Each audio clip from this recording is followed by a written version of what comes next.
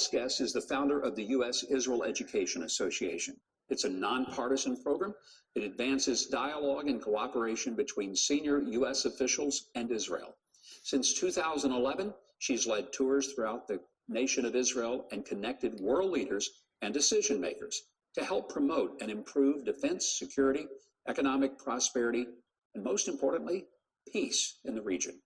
Please welcome Heather Johnston. Heather, great to have you here. Great to be here. On the heels of that, there is a Judea and Samaria Chamber of Commerce today with 750 businesses representing Palestinians and Israelis working together, and they're going to endure this war. And I think it's important that our audience understands sometimes they have to go against the leadership of the Palestinian Authority because President Abbas is anything but friendly toward this. They want there to be divisions and enmity. They teach children to hate Jews from the time they're little kids, teach them that to kill a Jew is a wonderful thing. So these are people who recognize that that's not sensible. It's not sustainable. And they're breaking away from the leadership of their government in the Palestinian Authority. But that's the real hope, isn't it? When people have good jobs, they're treated fine, and they get to raise their families in peace. Well, it is the future. It will be the future, and it's hard to see it now more than ever. It's so blurry and hazy for us to see how that could happen, but I can promise you that is what is ahead.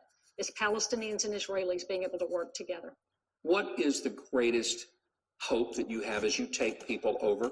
I mean, I see some people in our own Congress, and I'm shocked. They're all but supporting Hamas and their atrocities, and I don't know how to get my head around that.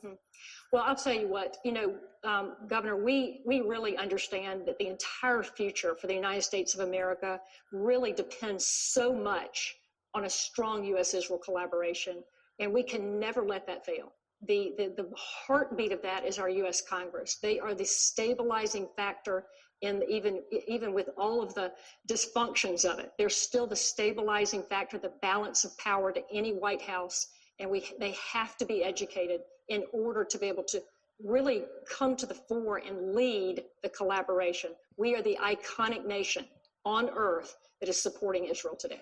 And I think a lot of Americans may say, oh, well, why do we have to care about Israel? But there is benefit to the United States with the partnership we have. And a lot of Americans don't understand how many things, our cell phones, heart procedures and surgery, that we would not have if it were not for Israel, security measures, and so much more that we benefit from because of the technology of Israel. Absolutely. It's an economic development, it's missile defense, it's security, it's intelligence, it's everything. Israel's been called the aircraft carrier for the United States in the Middle East. What would happen if we lost Israel? Yeah. So it's in the U.S. interest, best interest, and always will be, to have a strong Israel. We have a strong United States when we do so.